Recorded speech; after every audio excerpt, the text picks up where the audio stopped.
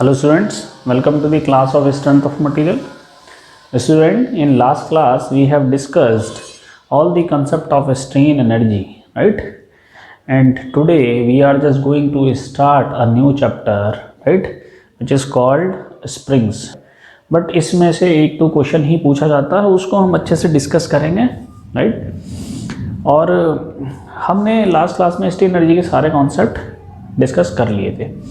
एक टॉपिक बचा हुआ है स्ट्रेन एनर्जी में, वो भी 10 मिनट्स का है, हार्डली 5 to 10 मिनट्स का है, जिसको हम LDRC में कवर कर लेंगे. वो है strain energy due to certain load applied, right? उससे रिलेटेड जो स्ट्रेस होती है वो भी मैं आपको LDRC में डिस्कस कर लूँगा, तो उसके लिए बॉदर नहीं होना है, right? Today just we are going to start a new chapter which is called spring, right? Spring. First of all, we need to discuss about the spring. What is the spring and what is the function of spring? ठीक है. Spring की अगर हम बात करें तो spring क्या है, एक ऐसा एलिमेंट है जो एनर्जी स्टोर करने के काम में आता है. Simple. The main function of spring is to absorb the energy in the form of resilience. What is the resilience? I have already told you. Resilience is the strain energy stored up to the elastic limit when member is subjected to the external force on it, right? तो spring का जो main function है ये energy को store करता है. दूसरा function क्या है, ये एनर्जी को एब्जॉर्ब करता है. एब्जॉर्ब करेगा तभी तो स्टोर करेगा. तो अब ये जो फंक्शन है, ये फंक्शन हम बहुत सारी फॉर्म्स में यूज़ कर सकते हैं. इस फंक्शन को हम फोर्स को मेज़र करने में भी यूज़ कर सकते हैं. इस फंक्शन से हम मोशन को कंट्रोल भी कर सकते हैं, ठीक है? और इस फंक्शन से हम जो वाइब्रेशंस होते हैं उसको एब्जॉर्ब भी कर सकते हैं. तो स्प्रिंग के कई फंक्शन हैं, बहुत जगह फंक्शन. स्पेशली स्प्रिंग जो है इम्पल्स लोडिंग में बहुत ज़्यादा यूज़ होता है. उसको भी हम डिस्कस करेंगे कि इम्पल्स लोडिंग में स्प्रिंग का क्या फंक्शन होता है. तो अगर स्प्रिंग की डेफिनेशन लिखी जाए कि स्प्रिंग क्या है, व्हाट इज द स्प्रिंग, तो स्प्रिंग की हम डेफिनेशन लिखेंगे यहाँ पे. स्प्रिंग कि it is a machine element, it is a machine element, it is a machine element which store strain energy, which store strain energy in the form of resilience, in the form of resilience. The main function of a spring is to store strain energy in the form of resilience, right? और जितने function होंगे spring के वो सब secondary है. Main function ये है कि एनर्जी स्टोर करता है, ठीक है? अब जब एनर्जी स्टोर कर रहा है तो एनर्जी किसका आउटकम होती है?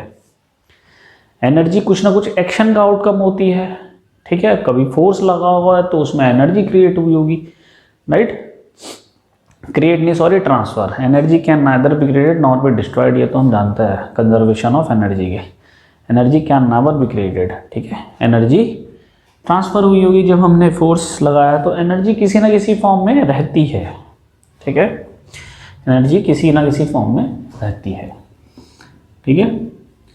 तो जो एनर्जी जो ट्रांसफर होगी बेसिकली वो एक एक्शन के थ्रू होगी. अब ये डिपेंड करेगा वो एक्शन क्या है, इम्पल्स फोर्स है, ग्रेजुअल फोर्स है, क्या है, ठीक है?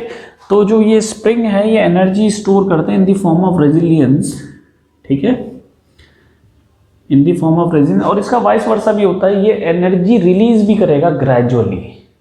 अगर पहले से एनर्जी स्टोर की हुई है, जैसे आपने फोर्स लगाया, स्प्रिंग कंप्रेस हुआ तो उसने एनर्जी स्टोर कर ली, किस फॉर्म में? रेजिलियंस फॉर्म में. इसका रिवर्स भी होगा, जब फोर्स हटेगा या फोर्स को हम रिमूव करेंगे तो जो एनर्जी है वो रिलीज भी होगी, किस फॉर्म में? Gradually. And released energy in the gradually manner, right, in the gradually manner। तो ये बड़ा इंपॉर्टेंट है समझना। अच्छा, एक चीज और ध्यान से समझें जो बड़ी इंपॉर्टेंट चीज है। क्या, ये तो हो गई हमारी स्प्रिंग की डेफिनेशन। एक यार नोट पॉइंट या स्टार करके लिखें, देखो मैं आपको समझाता हूं। As we know, strain energy क्या होती है? स्ट्रेन एनर्जी जो होती है हमारी, वो होती है sigma square upon 2E into volume.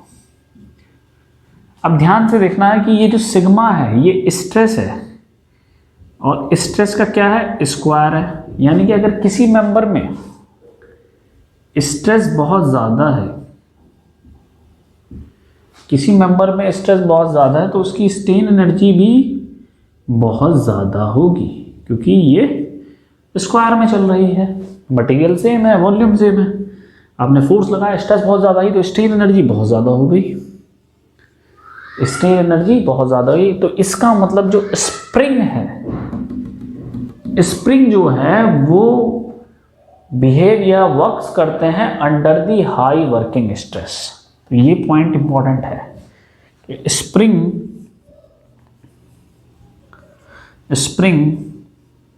Is used under the, simple statement लिखवा रहा हूं बच्चों समझने के लिए। Spring is used under the high working stress, under the high working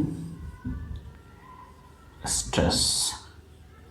हम ये भी कह सकते हैं, क्लियर है, हम ये भी बोल सकते हैं। तो these are the main function of a spring, why the spring is being used in the industry, right? Because we have to absorb the strain energy or release the strain energy, clear है? We have to absorb the strain energy in the form of resilience. Why I am talking about resilience? Because resilience is the only energy stored up to the elastic limit.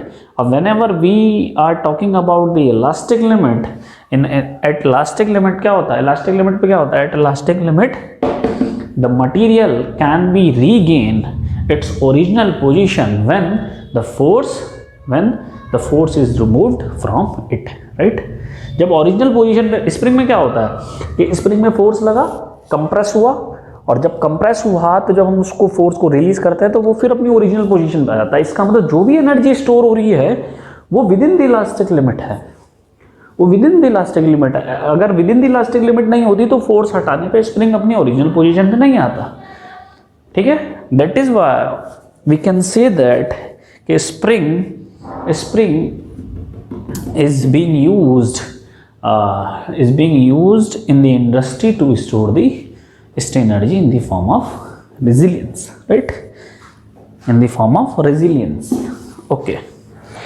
चूंकि stress ज़्यादा हो गई तो strain energy बहुत ज़्यादा होगी, strain energy बहुत ज़्यादा होगी, तो sometimes we can say that कि spring is used under high working stress also,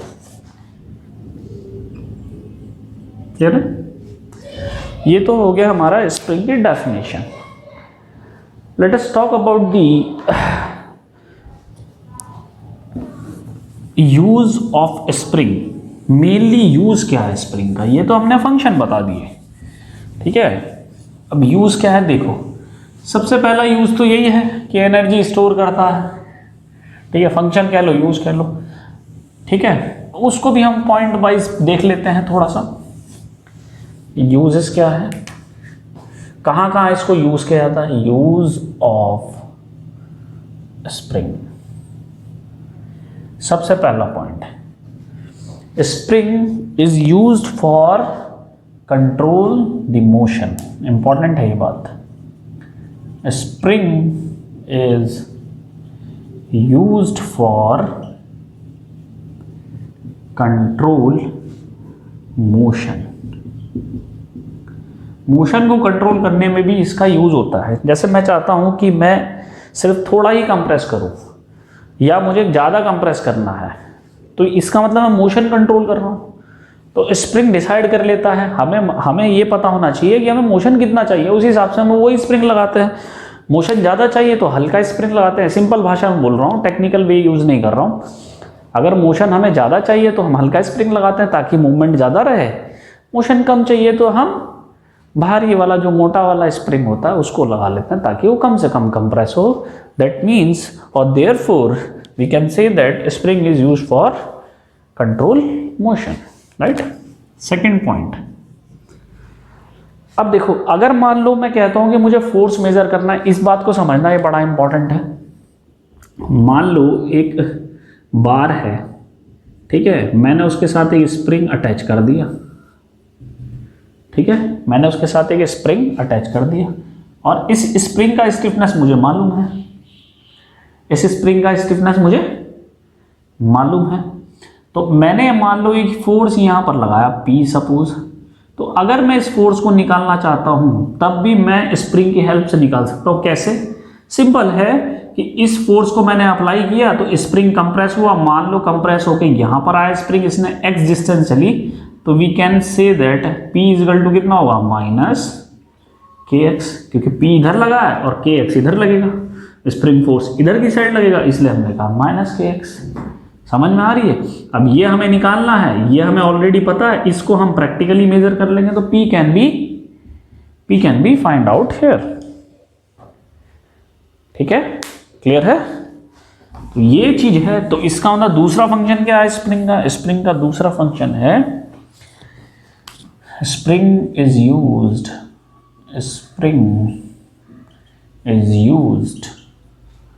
for measuring force. Spring को हम फोर्स मेजर करने के लिए भी यूज करते हैं।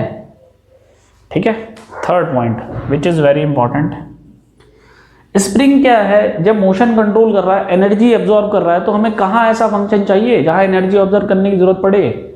वाइब्रेशन। कहां? वाइब्रेशन। ठीक है, तो spring is used for vibration isolation. Spring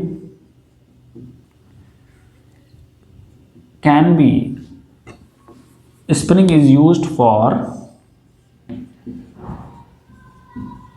absorb vibration, right? We can say that in case of vibration we can use this spring. और फोर्थ पॉइंट क्या है? फोर्थ पॉइंट वही है, it is used to store the energy. Spring is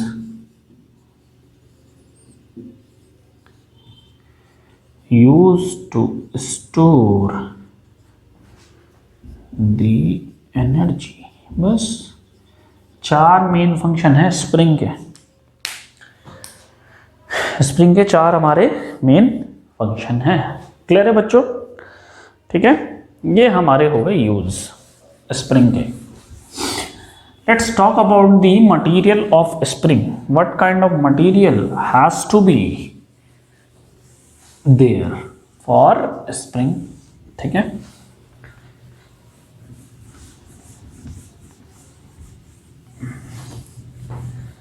heading डालेंगे इसमें अब material of spring.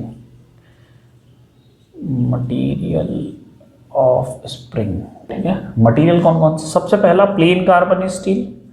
बहुत पुराने ज़माने में प्लेन कार्बन स्टील के स्प्रिंग यूज़ किया जाते थे, लेकिन अब ऑब्सलीट हो गए, लगभग ज़्यादा यूज़ नहीं होते। प्लेन कार्बन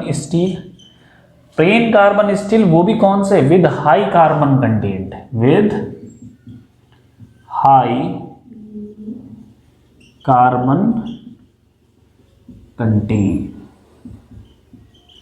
ठीक है, तो ये अब वैसे ज़्यादातर यूज़ नहीं होते, लेकिन हाँ मटेरियल था, पहले यूज़ होता था, 19वीं सेंचुरी में भी यूज़ होता था, 20वीं सेंचुरी में भी यूज़ होता है, अभी भी थोड़ा बहुत यूज़ करते हैं, ज़्यादा नहीं। ठीक है, नेक्स्ट आता है आपका क्रोमियम। ये इंपॉर्टेंट है, क्रोमियम निकल, पूरा लिख देते हैं ताकि अच्छा रहे, क्रोमियम, निकल एंड मोलिब्डेनम। ठीक है, शॉर्ट में कैसे लिखते हैं, क्रोमियम, निकल एंड MO, मोलिब्डेनम। थर्ड आता है क्रोमियम वेनेडियम, ये भी इंपॉर्टेंट है, क्रोमियम वेनेडियम।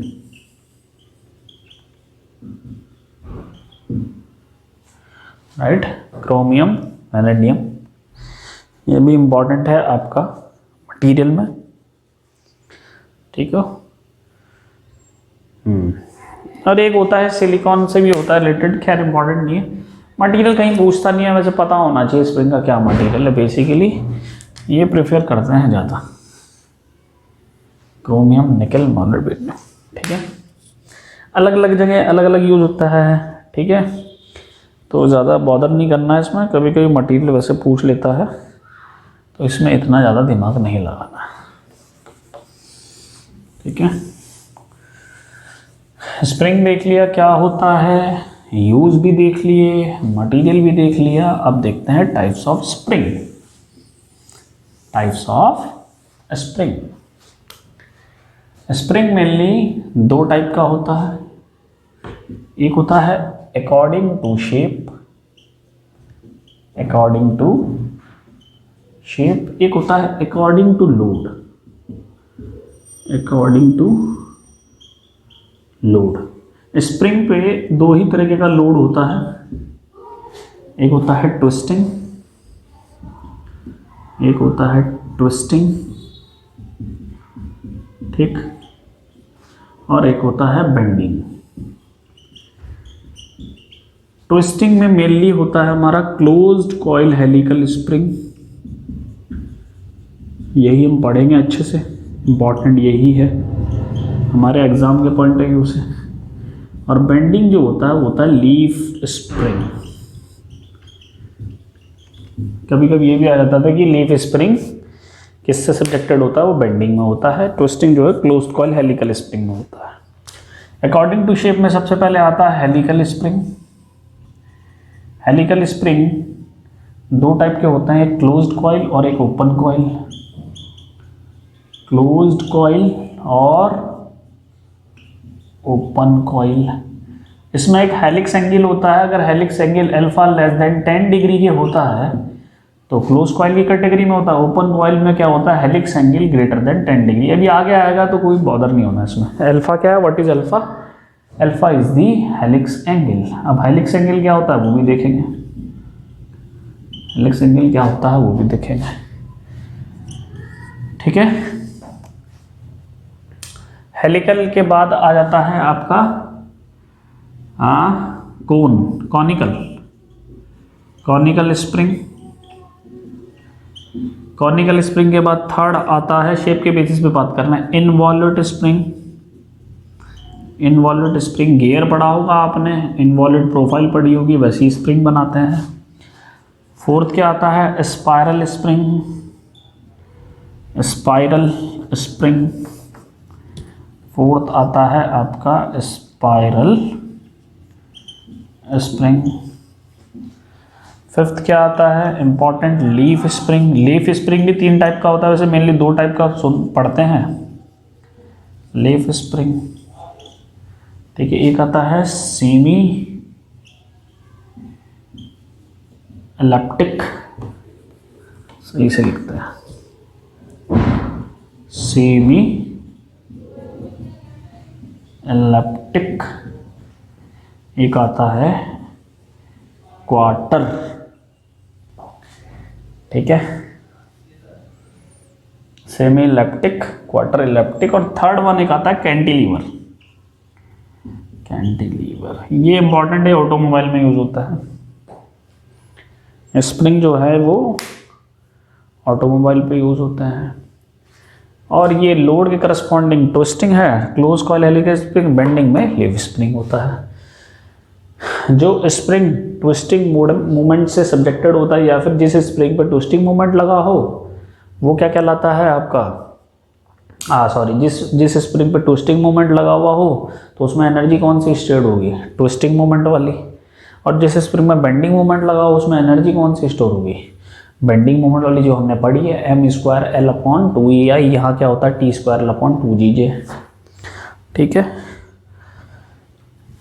ये है, हमें मेनली इस पे फोकस करना है, हमें क्लोज कॉइल पे फोकस करना है, इसी का डिज़ाइन देखना है कैसे होता है। आसान है बहुत, खुल के बता देंगे, कोई दिक्कत नहीं है, ज़्यादा दिमाग नहीं लगाना है इसमें। ठीक है,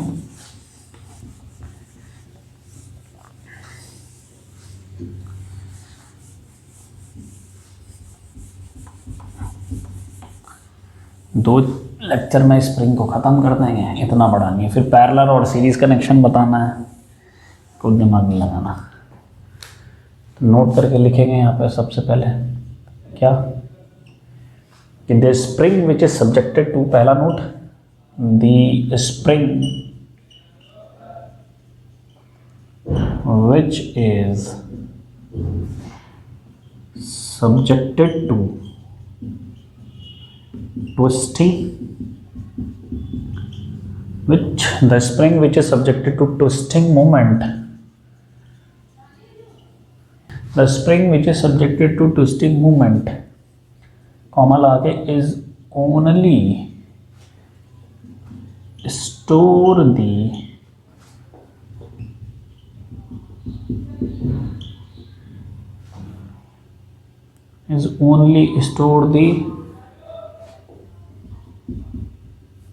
strain energy, इसको ऐसे लिखो, is only store the strain energy due to twisting। Example क्या होगा यहाँ पे, closed coil helical spring, close coil helical spring. और सेकंड क्या आ जाएगा, the spring which is subjected to bending movement, द स्प्रिंग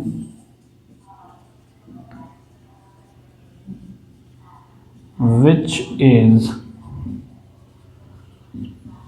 subjected to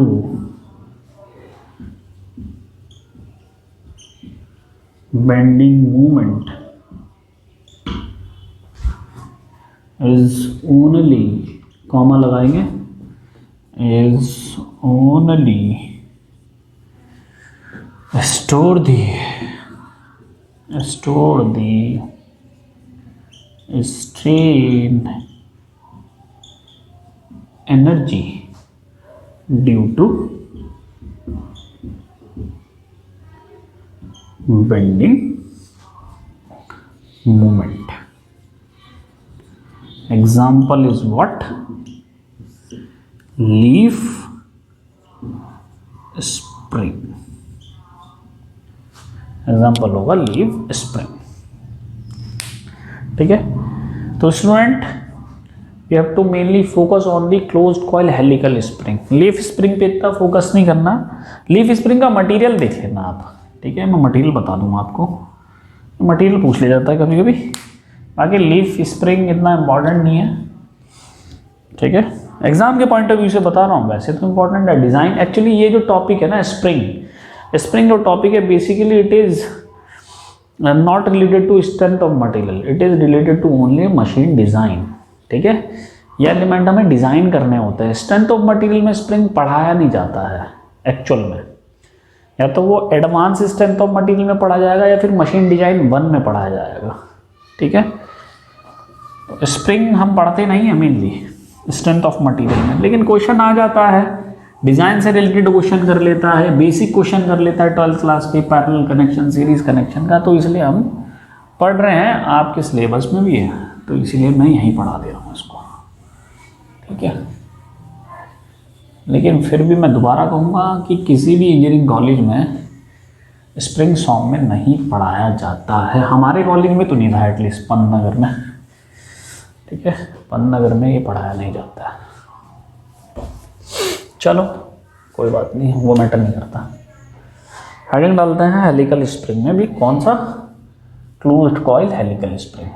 अब इसको हम फोकस करते हैं अच्छे से, इसको समझना है। क्लोज्ड कॉइल हेलिकल स्प्रिंग, इसकी तो फिगर भी बनानी थोड़ी सी टफ पड़ जाती है। Close coil helical spring, number of coils होंगे, समझने की बात है। इसमें कुछ आपके पैरामीटर्स हैं, उसको समझाना है। फिर तो जैसे कंप्रेशन लेंथ क्या होती है, सॉलिड लेंथ क्या होती है, फ्री लेंथ क्या होती है, सब चीज़ें देखेंगे। तो मैं यही फिगर बना लेता हूँ पहले, ठीक है। स्प्रिंग का फिगर बना लेते हैं, ठीक है। कोशिश करूँगा बनाने की बच्चों, बनता नहीं है फिगर, है ना।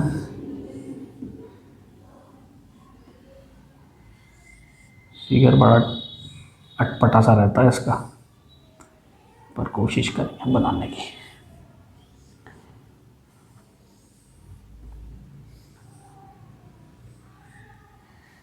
ठीक है, और ये आ गया यहाँ पे, ये आ गया यहाँ पे, ठीक है। ये लग गया लोड W, ऐसे ही ये यहाँ से ऐसे,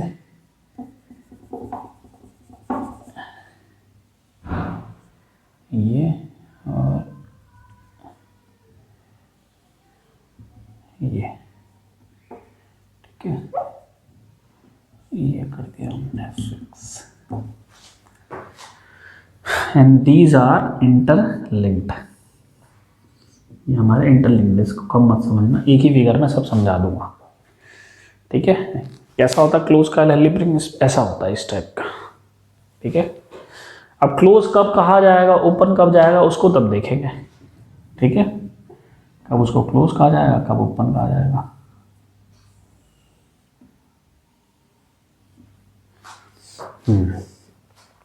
एक ये एक्सेस बना दो, देखो, ठीक है। कुछ टर्म है वो समझने हैं ना, जैसे ये पूरी, ये यहाँ से लेके ये एंगल होता है हमारा अल्फा, पहली बात, ठीक। एंगल होता है अल्फा,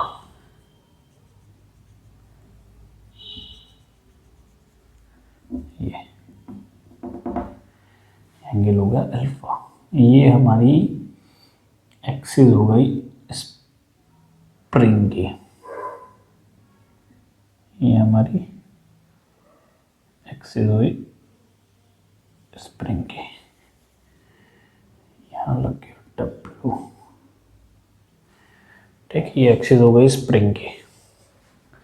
ये जो डायमीटर है, वायर का डायमीटर है, स्मॉल d से इसको रिप्रेजेंट करते हैं, वायर के डायमीटर से, ठीक है। अच्छा, थोड़ा सा ऊपर करके दिखाऊंगा, देखो ऊपर देख लेते हैं इसको, वायर को, नीचे जगह नहीं है। एक तो डायमीटर होगा ये जो आउटसाइड से टच करता हो जाएगा, ऐसे यहाँ से ये आउटसाइड से टच करता हो जाएगा, तो ये जो डाया है इसे कहते हैं आउटर डाया डी नॉट। एक जो होगा वो इनसाइड से टच करता हो जाएगा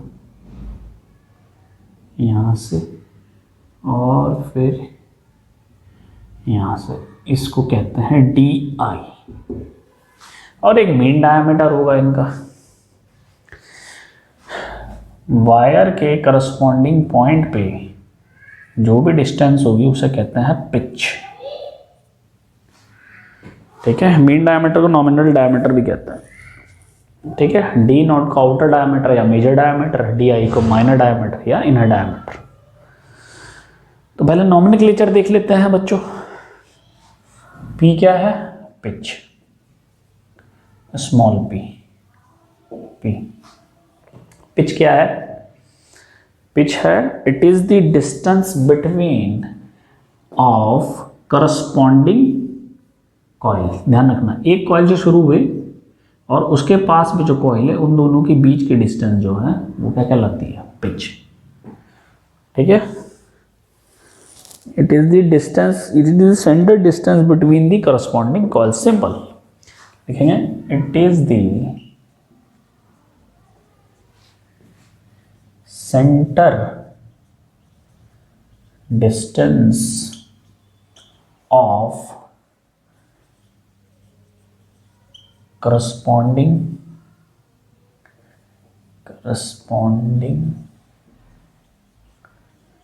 coils। ठीक, बात समझ में आ गई? Centre distance of corresponding coil, ये हुए pitch. Capital D is the mean diameter. Capital D is the mean diameter. Mean diameter क्या होगा? Outer diameter plus inner diameter divide by 2, तभी तो हम इसे मीन कहेंगे। Mean diameter. ठीक है, मीन डायामीटर। क्लियर है? ठीक है। D not is the outer diameter. Outer diameter, इसको हम मेजर डायमीटर भी कहते हैं, और इसकी वैल्यू कितनी होगी? D not. डी नॉट की वैल्यू क्या होगी? देखो ध्यान से समझना, डी नॉट होगा mean diameter plus small D.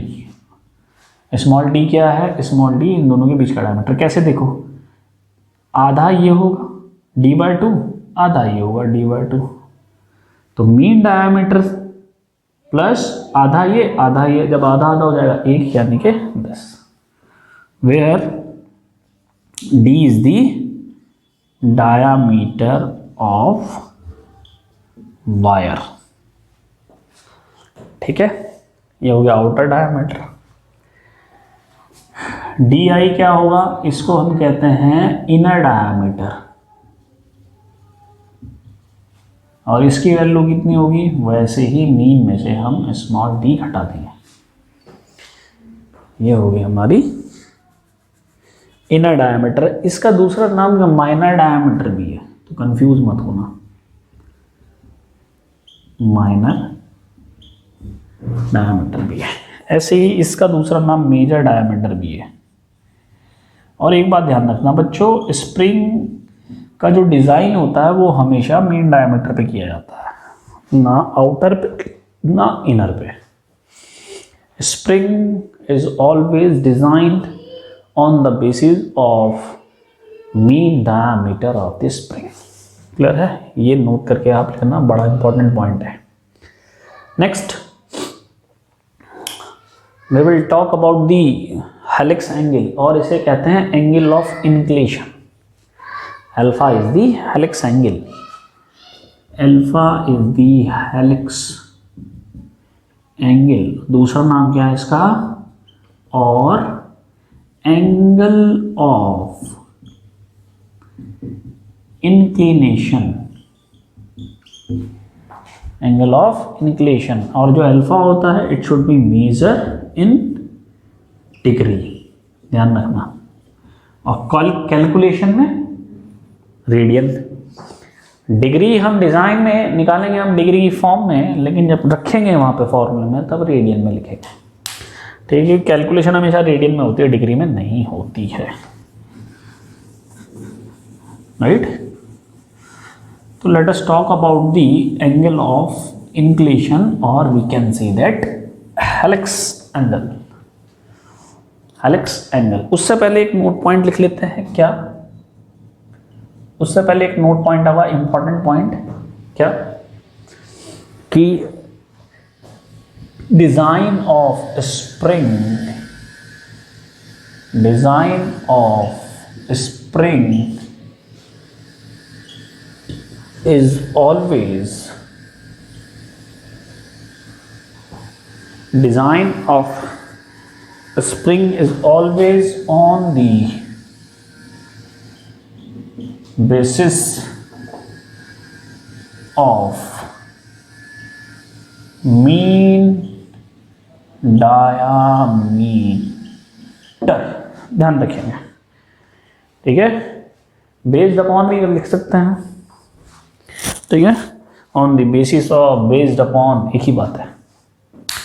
तो design of spring always based upon the mean diameter या on the basis of mean diameter, ठीक है,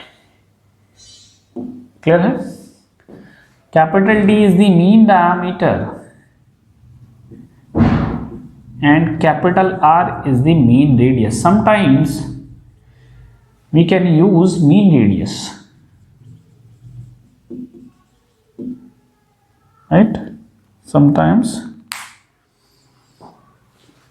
we use mean radius. Now let's talk about the helix angle. Helix angle, देखो यही इसकी मजेदार बात है। पहले हेलिक्स एंगल को समझते हैं, फिर समझेंगे क्लोज्ड कॉइल है क्या। Helix angle, what is the helix angle? Helix angle और we can say angle of inclination. तो angle of inclination is what? ये एक्सिस है, ये क्या है? This is my axis of spring,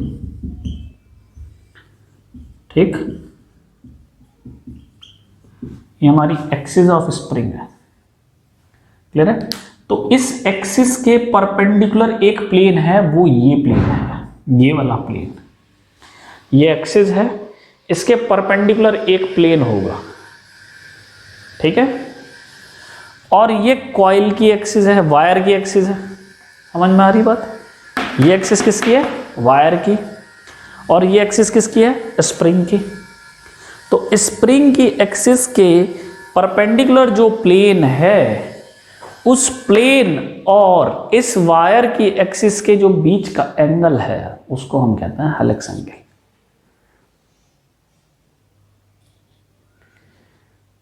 ठीक है। दोबारा समझा देता हूं। इसकी जो एक्सिस है स्प्रिंग की, उसके परपेंडिकुलर जो प्लेन है और जो एक्सिस है वायर की, ये हमारी वायर की एक्सिस है, ये वाली, उन दोनों के बीच का जो एंगल है उसको कहते हैं हम हेलिक्स एंगल। तो क्या कह सकते हैं? It is the angle between the plane perpendicular to the axis of a spring and axis of coil wire.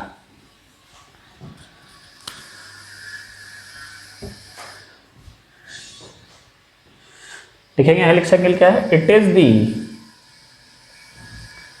Angle between the axis of wire and the plane नहीं, and plane perpendicular to the axis of spring। समझ लेना अच्छे से। It is the angle between axis of wire and plane perpendicular to the axis of spring। Clear है? Spring की जो axis है उसके परपेंडिकुलर जो प्लेन है और जो एक्सिस है वायर की, उन दोनों के बीच का एंगल जो है वो एंगल है हेलिक्स एंगल, और sometime it is called angle of inclination, right? Sometime it is called angle of inclination. तो it is very important angle, ठीक है, फ्रॉम दी नहीं, it is very important angle for the design point of view, क्योंकि design में इस angle की हमें जरूरत पड़ती है, राइट? डिजाइन में हमें इस एंगल की जरूरत पड़ेगी कि कितना एंगल रखना है, और इसी एंगल के बेसिस पे इसी एंगल के बेसिस पे हम डिसाइड करते हैं कि कौन सा स्प्रिंग है, क्लोज्ड है कि हेलिकल है। ठीक है, तो कंडीशन देखते हैं कि व्हेन हेलिक्स एंगल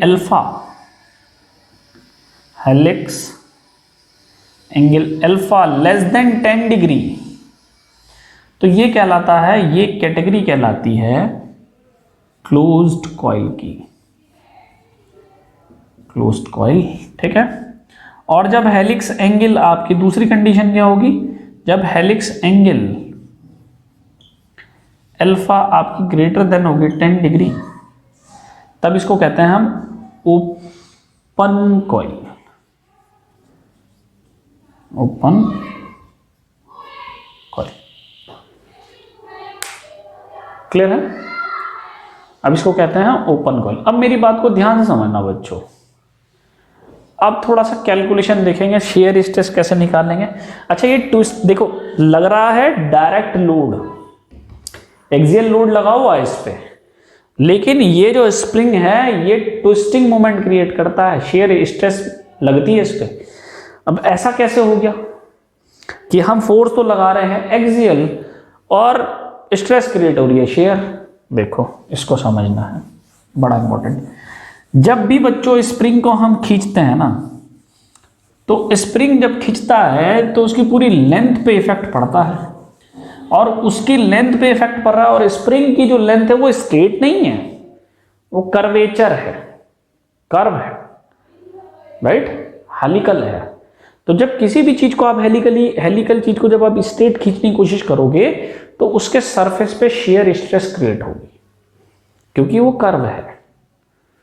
इसीलिए जो आपका क्लोज्ड कॉइल हेलिकल स्प्रिंग है, उस पर जब हम एक्सियल लोड लगाते हैं तो इसके पूरे सरफेस पे एक शेयर स्ट्रेस क्रिएट होती है।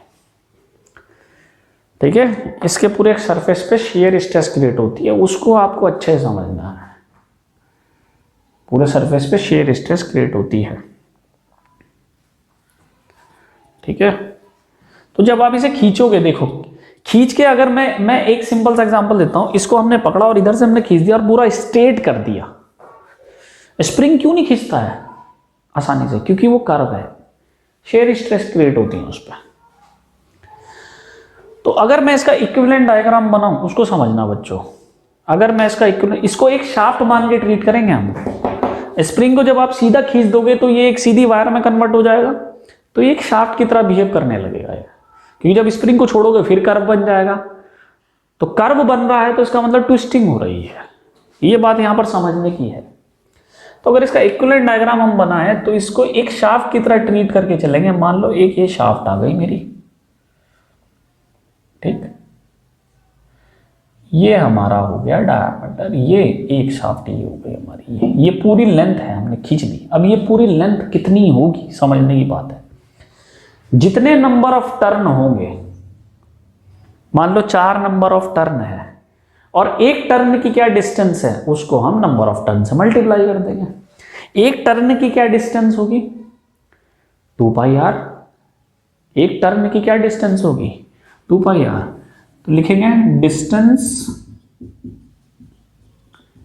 ऑफ 1 टर्न कितना होगा?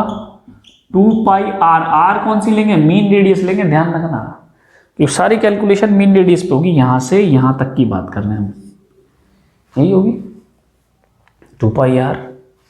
और टोटल डिस्टेंस कितनी हो जाएगी स्प्रिंग की? स्प्रिंग की जो टोटल डिस्टेंस है बच्चों, वो हो जाएगी 2 पाई आर। और कितने टर्न है? n टर्न है, where n is the number of turn. समझ में आ गई बात? Number of turn. तो टोटल डिस्टेंस ये, तो यानी कि यहां से लेके यहां तक कितने डिस्टेंस आई? 2 पाई आर n। क्लियर? अब देखो, ये जो स्प्रिंग है बच्चों, ये स्प्रिंग पे जो एक्सियल लोड है वो मीन रेडियस से कितनी दूरी पे बैठा है? यहीं तो बैठा है, यही तो मेरी आर है, ये मेरी आर है ना। क्लियर हो गई है बात?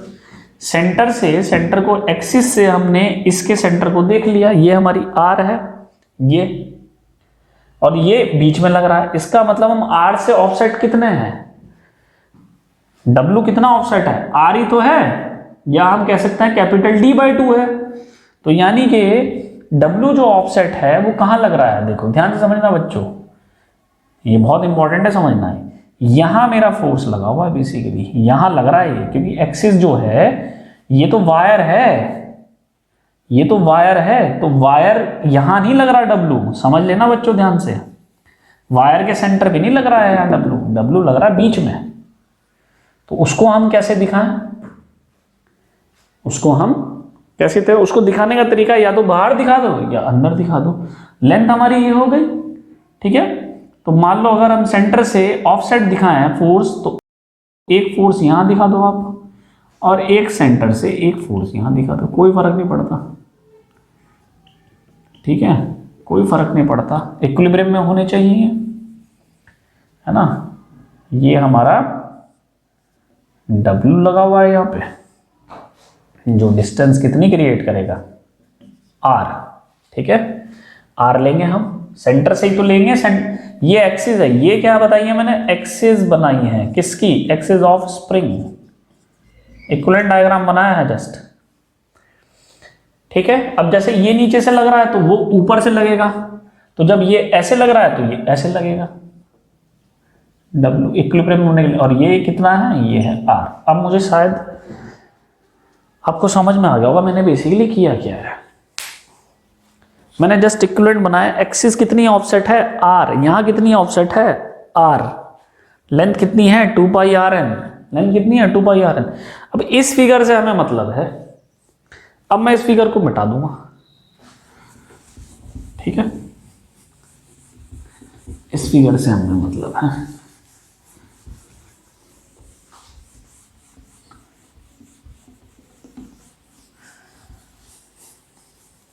पहले हम शेयर स्ट्रेस निकालेंगे, फिर स्टिफनेस निकालेंगे, फिर उसके बाद डिफ्लेक्शन निकालेंगे, ठीक है। अब देखो इसमें क्या करना है हमें, अब ये कौन सा केस बन गया, अब ये बन गया TSL वाला केस, कितना ऑफसेट है, R ऑफसेट है ना, तो टॉर्क कितना होगा, W इंटू R, टॉर्क कितना होगा, टॉर्क होगा T इक्वल्स कितना होगा, capital W into R, where R is the mean radius, R is the mean radius, clear है, ठीक है। As we know the torsion equation लिखेंगे, torsion equation क्या होती है, torsion equation, torsion equation is tau by R is equal to T by J, tau by R is equal to T by J, clear हो रही है बात, ठीक है। Tau by R is equal to T by J,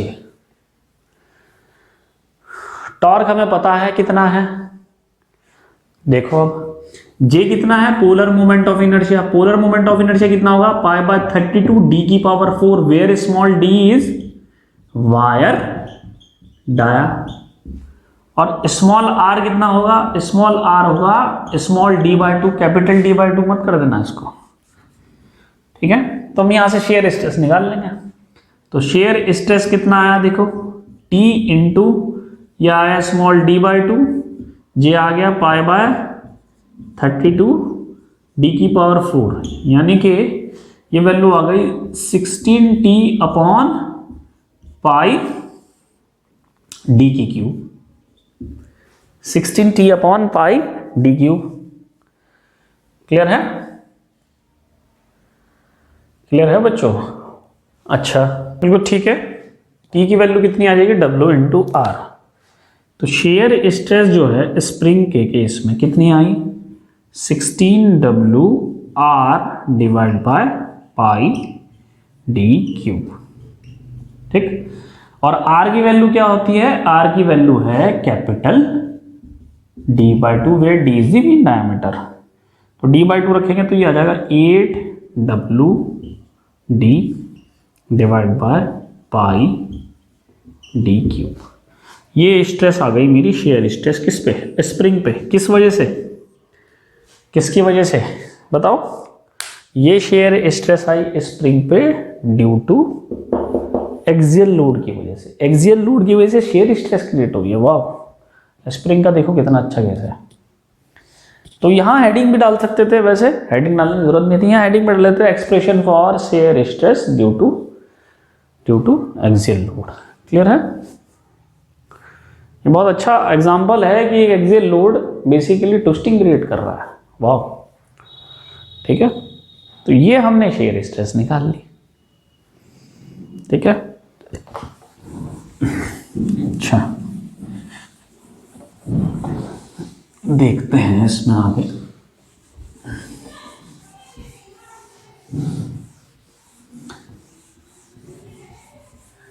फिर इसमें हम deflection निकालेंगे, उसको निकालने के लिए हम स्ट्रेन एनर्जी कैस्टिग्लियानो थ्योरम का यूज कर लेंगे, वो भी आसान है, बहुत इजी है। ठीक है, तो हमने अभी क्या निकाला, हमने क्लोज्ड कॉइल हेलिकल स्प्रिंग की शेयर स्ट्रेस निकाली। तो शेयर स्ट्रेस आ गई हमारी, shear stress of closed coil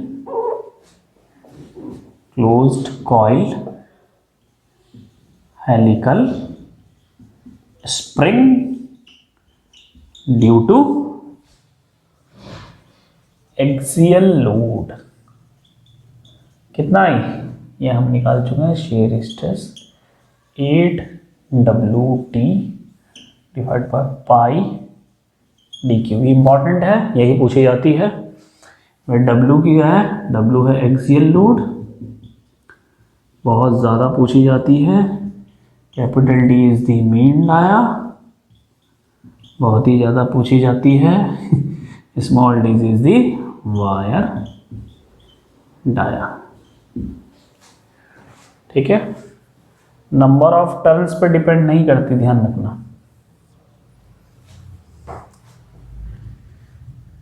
ठीक है, stress is independent of number of turns, important है, note. Shear stress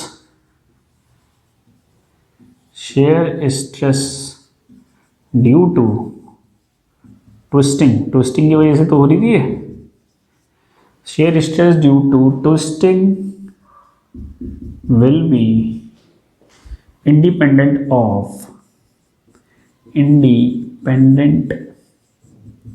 of number of turn। Clear है? तो कितने भी नंबर ऑफ टर्न हो, shear stress number of turn पे डिपेंड नहीं करेगी। ठीक है, अच्छा ये हमने निकाल लिया।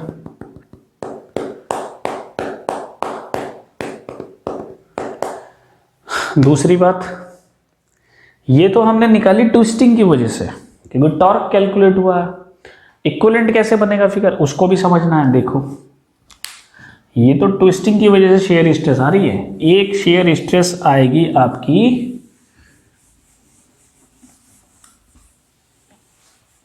जो पैरेलल डायरेक्शन में आपको शेयर फोर्स मिलेगा। देखो क्या हो रहा है, इसको समझना। जैसे ये हमारी शाफ्ट थी, एक्सियल लोड बेसिकली इसमें शेयर लोड में कन्वर्ट हो जाता है। यही केस है थोड़ा सा मजेदार स्प्रिंग में। ये स्प्रिंग था, टोटल लेंथ कितनी लेंथ थी ये, 2πrn। ठीक, ये लेंथ थी। अब बच्चों ध्यान से समझना, फोर्स कहाँ लग रहा था, एक फोर्स लग रहा था यहां से r डिस्टेंस पे, इस जगह पे कैपिटल W। एक फोर्स लग रहा था यहां से r डिस्टेंस पे, इस जगह पे। तो जब ट्विस्टिंग हुई W इंटू आर की, तो ये फोर्स कहां से आएगा, ये फोर्स उठ के इक्विवेलेंट डायग्राम यहां आ जाएगा। अब r वाला इफेक्ट तो देख लिया ना, ठीक है, हमने r वाला इफेक्ट देख लिया, और ये उठ के चला जाएगा यहां। तो अब ये कैसा लगा हुआ है, कैसे किस तरह से लग रहा है, ये ऐसे लगा हुआ था। अब ये एक्सिस के पैरेलल, पहले फोर्स ऐसे लगा हुआ था। देखो, ये मेरा स्प्रिंग था, ये मेरा डायमीटर d था, यहां लगा हुआ था इस तरह से।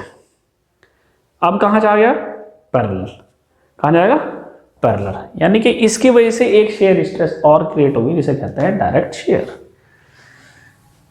तो shear stress due to direct load ऐसे लिखेंगे, शेयर स्ट्रेस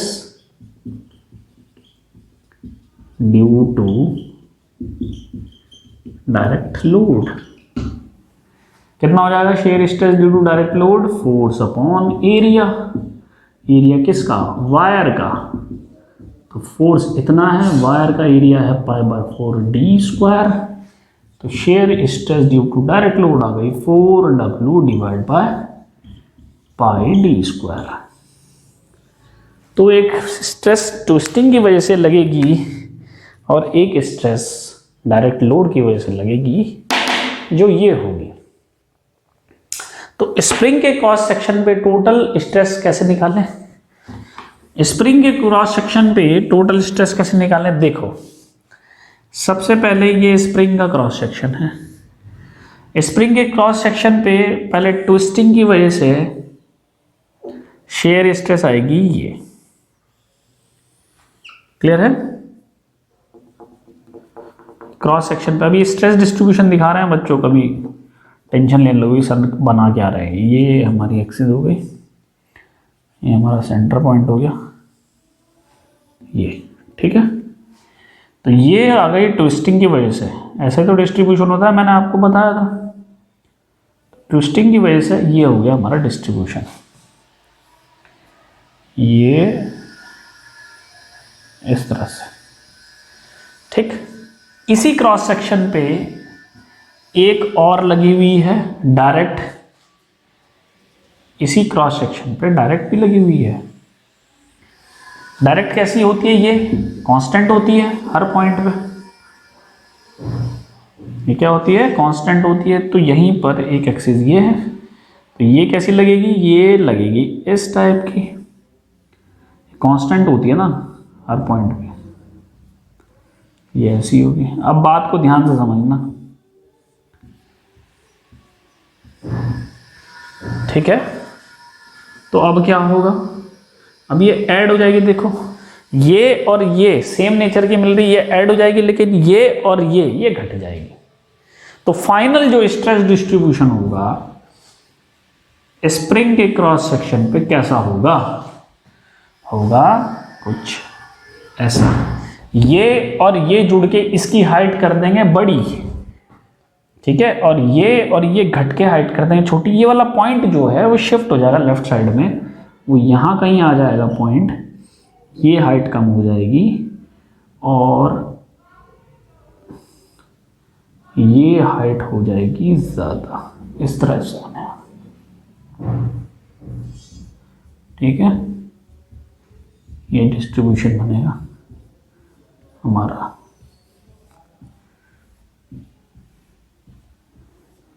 क्लियर हो रही बात, फाइनल डिस्ट्रीब्यूशन ये बनेगा। तो ये ड्यू टू ट्विस्टिंग,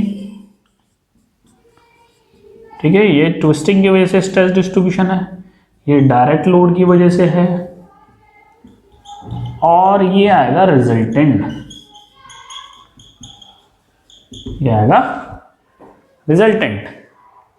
तो इसको हम मान लेते हैं τ1, इसको मान लेते हैं τ2।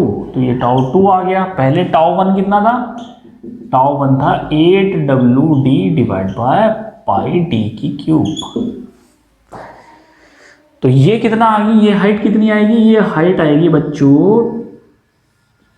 τ1 प्लस τ2, दोनों जुड़ गई, और ये हाइट कितनी आएगी, τ1 माइनस τ2।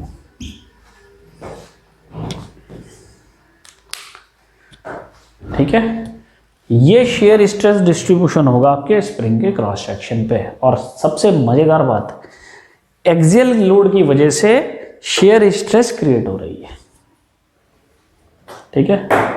ऐसा कब हो सकता है, जब मेंबर कर्व्ड हो। किसी भी कर्व्ड मेंबर पे जब आप एक्सियल लोड लगाओगे तो वो बेसिकली शेयर स्ट्रेस को क्रिएट करेगा, उसके क्रॉस सेक्शन पे एक मोमेंट क्रिएट करेगा और एक फोर्स क्रिएट करेगा, वो भी पैरेलल फोर्स या शेयर फोर्स।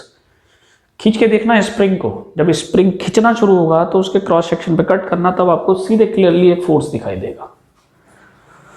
समझ में आ रही है बात? क्लियरली आपको एक फोर्स दिखाई देगा। तो बच्चों ये शेयर स्ट्रेस दो तरीके की होती हैं स्प्रिंग में, एक ट्विस्टिंग की वजह से और एक डायरेक्ट लोड की वजह से। कौन से स्प्रिंग में? क्लोज्ड कॉइल हेलिकल स्प्रिंग में। हम मान के चल रहे हैं कि हेलिक्स एंगल 10 डिग्री से कम है। ठीक है, क्लियर है? तो बच्चों आज हमने देखा कि स्प्रिंग क्या है, स्प्रिंग की मटेरियल क्या है, स्प्रिंग के नॉमेनक्लेचर क्या है, हेलिक्स एंगल क्या है, वो भी देखा हमने, और साथ साथ हमने शेयर स्ट्रेस डिस्ट्रीब्यूशन भी देखा स्प्रिंग में कैसे हमारा होता है।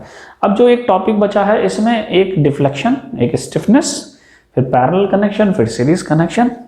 ठीक है, तो और फ्री लेंथ, कॉन्ट्रैक्टेड लेंथ ये क्या होती है ये हम नेक्स्ट क्लास में डिस्कस करेंगे। तो आपका जो स्ट्रेंथ ऑफ मटेरियल का जो कोर्स है वो लगभग कल के लेक्चर में ख़त्म हो जाएगा, क्योंकि कल मैं स्प्रिंग को भी ख़त्म कर दूंगा। तो आपकी जो क्लास होगी अब आगे वो लास्ट क्लास होगी, उसके बाद LDRC होगी। ठीक है, फिर देखेंगे। तो आज के लिए इतना काफ़ी है। Thank you very much.